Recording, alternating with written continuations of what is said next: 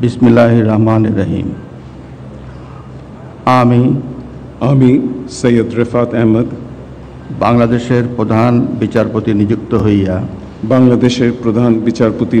হইয়া সশ্রদ্ধ চিত্তে শপথ করিতেছি যে আমি আইন অনুযায়ী ও বিশ্বস্ততার সহিত আমার পদের কর্তব্য পালন করিব। আমি বাংলাদেশের প্রতি অকৃত্রিম বিশ্বাস ও আনুগত্য পোষণ করিব। আমি বাংলাদেশের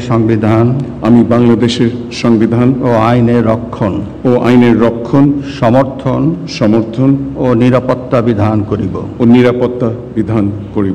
এবং আমি ভীতি বা অনুগ্রহ অনুরাগ বা